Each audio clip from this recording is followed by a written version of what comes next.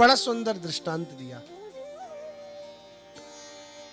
दो बड़े अच्छे मित्र थे, गांव में रहते थे बचपन में, साथ साथ पढ़ते, साथ साथ खेलते, साथ साथ सोते।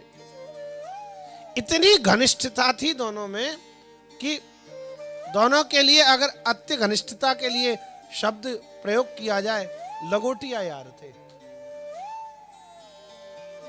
बिल्कुल साथ के, कोई भेद नहीं था दोनों में। धीरे धीरे दोनों बड़े हुए। एक मित्र जो गांव में रह गया वो थोड़ा गरीब रह गया, और दूसरा शहर में जाकर के बहुत बड़े फैक्ट्री मिल कारखाने का मालिक हो गया, खूब कोठी बंगले कार। अब गांव वाले के यहां 4 बालक थे। अपने तीनों बालकों की शादी में गांव वाला मित्र बार बार शहर जाता, बुलाता, देख मेरे बेटे की शादी है, और देख हम में तेरे में कोई भेद थोड़ा ही है, आना पड़ेगा तुझे। और वो हर बार कहता, हाँ मैं पक्का आऊंगा। कैसी चिंता करता है तू? अब 3 बेटों का ब्याह तो हो चुका, सबसे छोटी बेटी रह गई थी, चौथे नंबर की। अब की बार वह गांव वाला मित्र अपने शहर वाले मित्र के पास आया और कहने लगा, देख मित्र, मेरे 3 बेटों का ब्याह हुआ, तू नहीं आया, मैं मान गया। यद्यपि मुझे बड़ा कष्ट हुआ, बड़ी पीड़ा हुई, लेकिन अब की बार तेरी बेटी का ब्याह है, इसलिए तुझे आना अवश्य है। अब कोई बहाना ना चलेगा,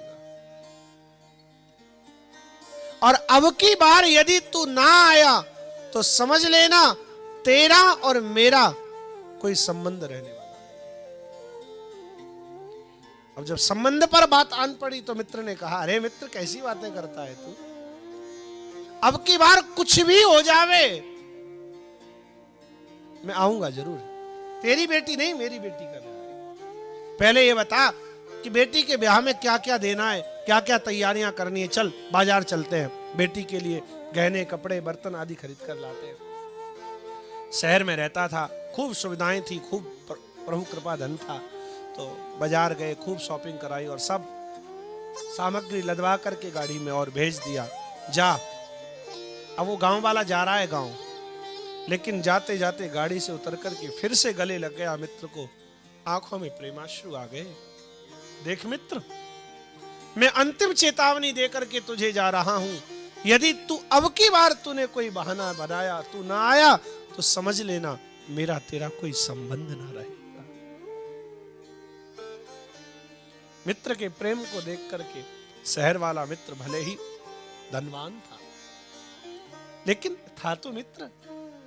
कहने लगा, मित्र तू चिंता न कर, मैं अब की बार जरूर आऊंगा।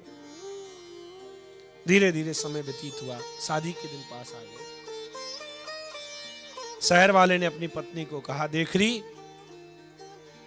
मेरे मित्र की बेटी का ब्याह है, और मेरे मित्र की नहीं मेरी बेटी का ब्याह है, इसलिए तैयारी कर, क्योंकि मुझे जाना है। अगर मैं अब की बार ना गया तो मेरा हृदय का जो टुकड़ा है ना मेरा मित्र, उसका हृदय टूट जाए। उसने बड़े भरोसे के साथ मुझसे निमंत्रण दिया है, मैं जाऊंगा, तैयारी कर। और समय से दोनों पति पत्नी पूरी तैयारी के साथ गांव पहुंचे। जब गांव पहुंचे तो मित्र की प्रसन्नता का ठिकाना न रहा। लोग ये कहते थे, कभी कभी व्यंग में परवारी जन भी कह देते, अरे पैसा पाकर, धन पाकर, प्रभुता पाकर बड़े बड़े बदल जाते हैं, ये कोई कृष्ण और सुदामा के जैसा संबंध थोड़े ही है। लेकिन उसे विश्वास था, कुछ भी हो जावे, अब की बार मेरा मित्र आवेगा जरूर। पहुंचा, बड़ी प्रसन्नता से बेटी को विदा किया, विवाह आदि संपादित हुए।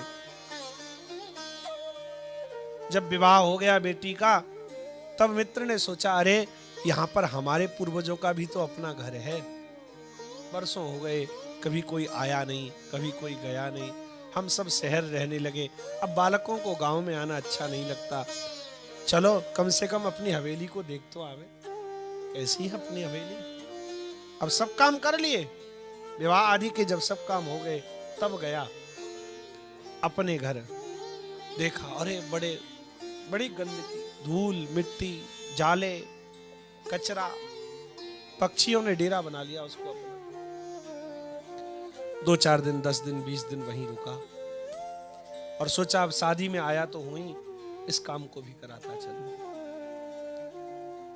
पूरे घर का वाइट वॉश कराया, साफ सफाई कराई, रंग रोगन करा के बढ़िया लाइट वाइट लगा के चकाचक करा दिया। अब तो पैसे की खूब लक्ष्मी की कृपा, कोई कमी नहीं, चकाचक करा के। और फिर अपने मित्र को कहा, मित्र देख ये भी तेरा अपना ही घर है, इसे तू अपना घर समझ करके रहा कर और इसकी देखभाल किया कर, तब ये ठीक चलेगा। मित्र ने कहा, मित्र जैसी तेरी इच्छा, तू जैसे कहेगा मैं वैसे रहूंगा, आखिर हूं तेरा मित्र। मेरे भाई बहन ध्यान देना, मित्र आया इसलिए था गांव में क्योंकि मित्र ने बुलाया है, आया मित्र के लिए था। लेकिन जब मित्र के काम से आया तो आकर के सोचा कि घर पुराना जो मेरा पड़ा हुआ है उसमें जो गंदगी, जो कचरा, जो मिट्टी, जो जाले, जो पक्षी आदि सब भर गए हैं, सबको बाहर निकालता चलूं, घर की भी साफ सफाई करा दूं। ठीक इसी प्रकार मेरे गोविंद, मेरे रघुनाथ आते अपने प्रेमियों के लिए हैं, अपने भक्तों के लिए हैं, साधुओं के लिए आते हैं, संतों के लिए आते हैं, गौओं के लिए आते हैं। लेकिन जब आते हैं तो सोचते हैं अरे ये मेरा घर संसार मेरे द्वारा बनाया गया था, लेकिन इसमें काम, क्रोध, लोभ, मोह, मद, मत्सर, ईर्ष्या, द्वेष, रावण, कुंभकर्ण, कंस, शिशुपाल, दंतवक्र आदि गंदगी बहुत भर गई है। चलो जब आया हूं मित्रों के लिए, आया हूं अपने भक्तों के लिए, तो साथ के साथ इनकी सफाई भी करता चलो। और साफ कर डालते हैं फिर सारे भवन को, निर्मल कर डालते हैं सारे संसार को।